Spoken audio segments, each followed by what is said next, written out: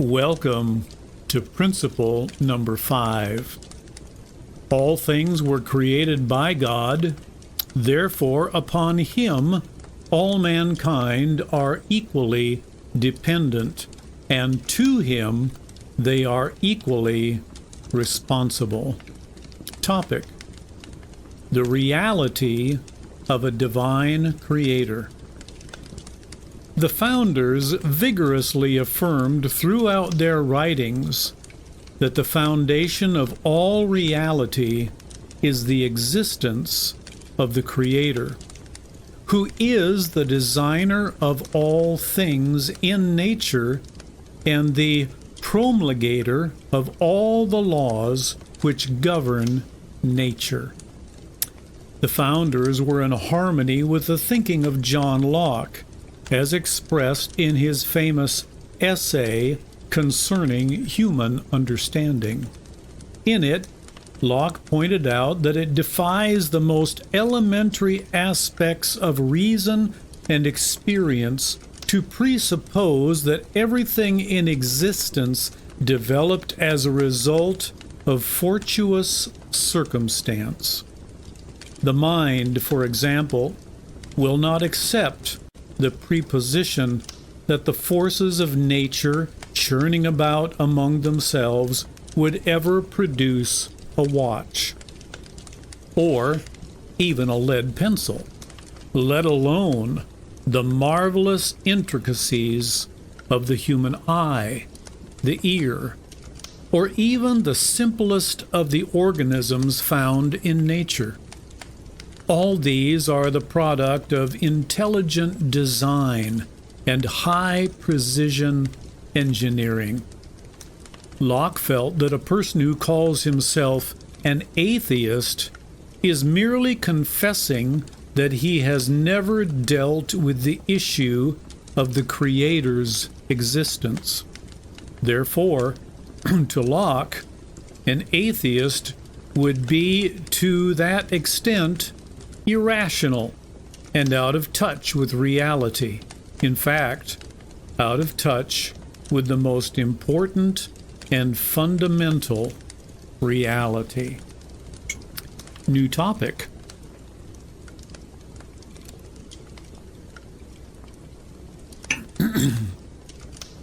How can one know there is a God?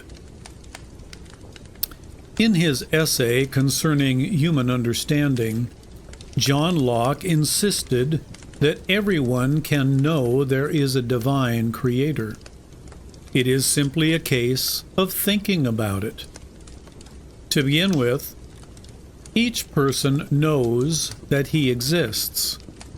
With scarce each person can say, and I don't know how this is pronounced, cogito ergo sum, or in other words, with God, each person can say, I am. Furthermore, each person knows that he is something. He also knows that a something could not be produced by a nothing. Therefore, whatever brought man and everything else into existence also had to be something. It follows that this something, which did all of this organizing and arranging, would have to be all-knowing to the full extent required for such an organization and arrangement. This something would therefore have to be superior to everything which had resulted from this effort. This element of superiority makes this something the ultimate good for all that has been organized and arranged. In the Anglo-Saxon language, the word for supreme or ultimate good is God. New topic. Getting to know God. Man is capable of knowing many things about God. Locke said, The Creator must of necessity be a cognitive, reasoning, or thinking being. For man is a cognitive or reasoning being. Certainly, a non-cognitive being like a rock could never have produced a cognitive being like a man. We may also know that the divine Creator has a sense of compassion and love, for he gave mankind these sublime qualities. The Creator would also reflect a fine sense of right and wrong, and also a sense of indignation or even anger with those who violate the laws of right action. In other words, God has a strong sense of justice. Action. In other words, remorse for wrong also arouses a sense of compassion in the Creator, just as it does in human beings whom He created. There are other attributes of man which human beings must necessarily share with their Creator if man is made in the image of God. One would be a sense of humor. The Creator must also be a great artist on the visual plane. Everything the Creator organizes is in terms of beauty through color, form, and contrasts. Obviously, man can enjoy only to a finite degree the capacity of his Creator to appreciate the vast panorama of sensory satisfaction which we call beauty. So, as John Locke says, there are many things man can know about God.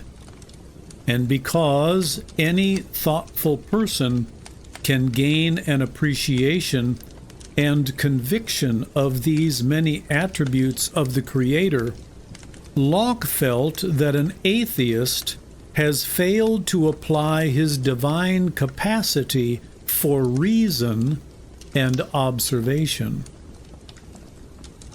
The American founding fathers agreed with Locke. They considered the existence of the Creator as the most fundamental premise underlying all self-evident truth. It will be noted as we proceed through this study that every single self-evident truth enunciated by the founders is rooted in the preposition of a divine Creator. New thought. Concerning God's revealed law distinguishing right from wrong. The founders considered the whole foundation of a just society to be structured on the basis of God's revealed law. These laws constituted a moral code clearly distinguishing right from wrong. This concept was not new with the founders.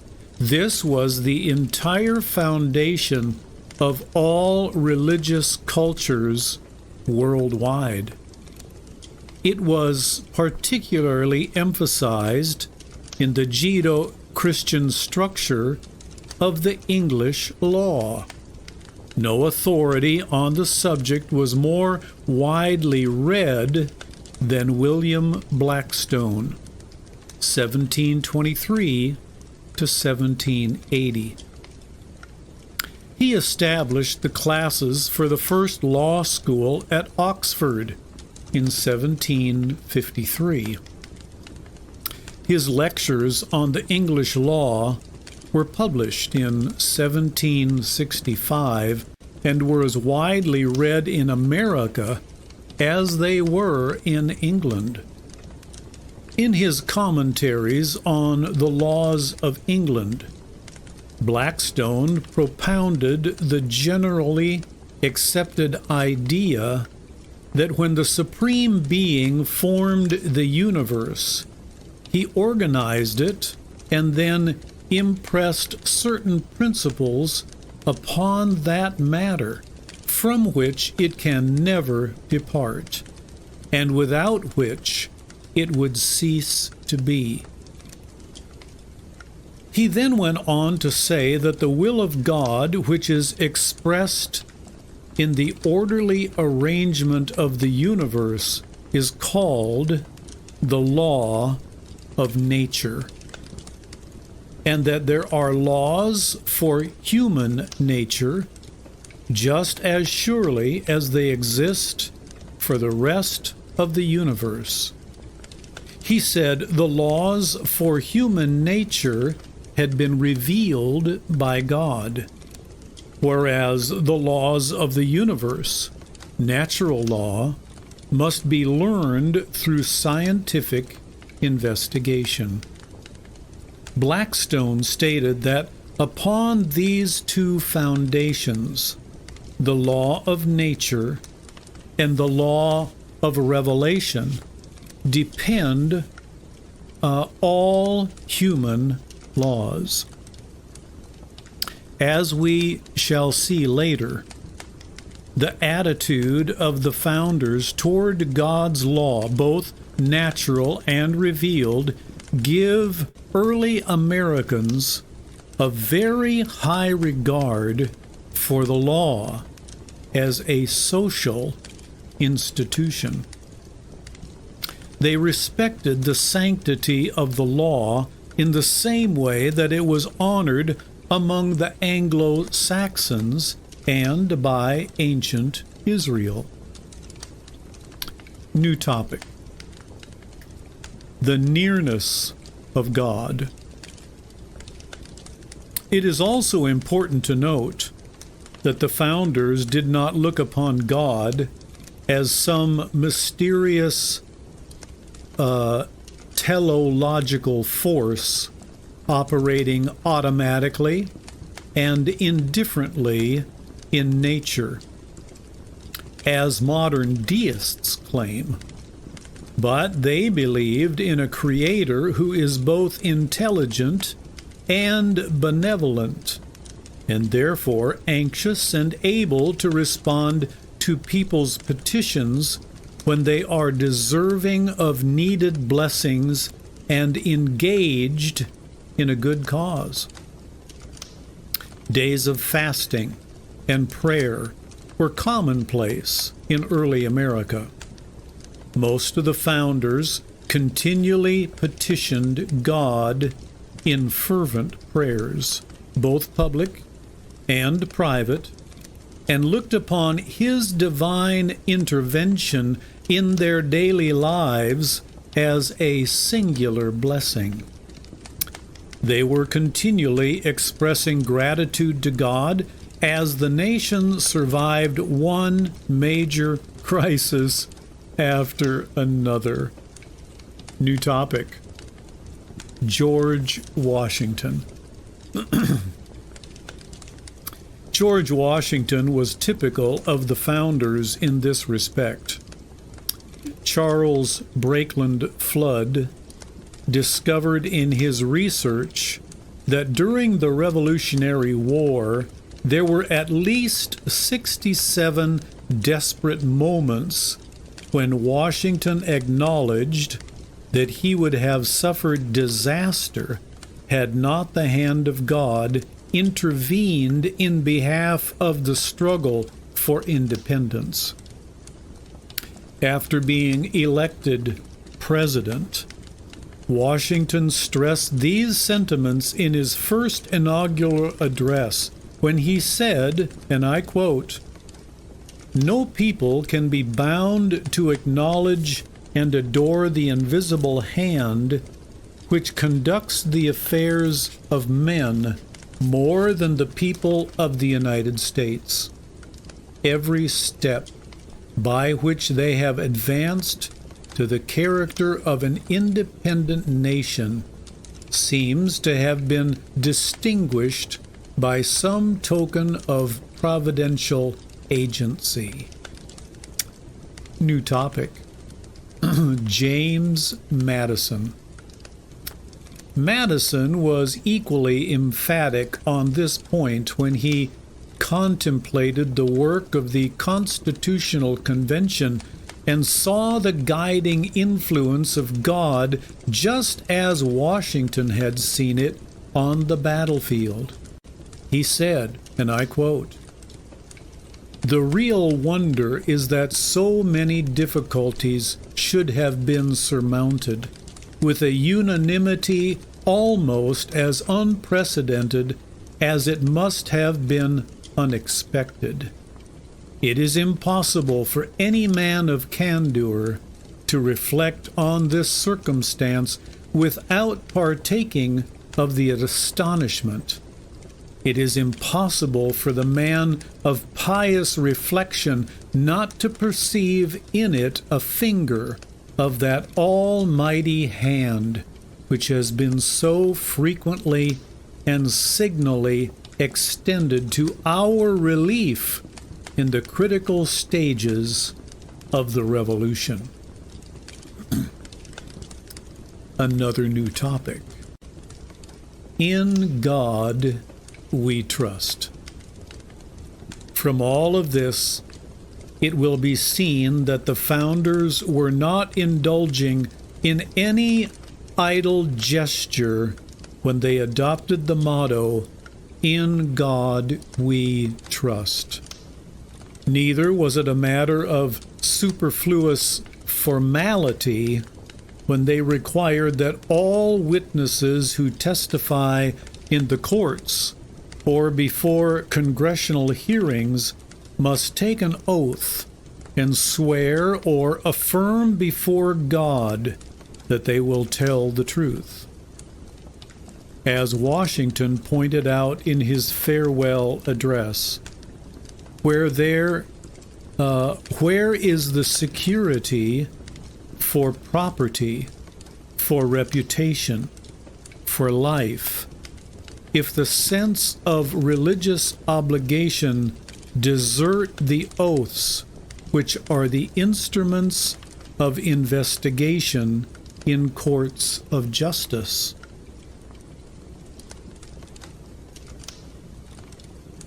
In fact, it was not at all uncommon, as Alexis de Tocqueville discovered, to look with the greatest precaution upon an individual who had no religious convictions. He wrote, "When I was in America, a witness who happened to be called at the sessions of the county of Chester, state of New York, declared that he did not believe in the existence of God or in the immortality of the soul. The judge refused to admit the evidence on the ground that the witness had destroyed beforehand all the confidence of the court in what he was about to say." In a note, de Tocqueville added, "The New York Spectre of August the 23rd, 1831, and I believe that was the newspaper, the Spectre of August the 23rd, 1831, related the fact in the following terms. The presiding judge remarked that he had not before been aware that there was a man living who did not believe in the existence of God, that this belief constituted the sanction in law that which gives binding force of all testimony in a court of justice, and that he knew of no case in a Christian country where a witness had been permitted to testify without such belief.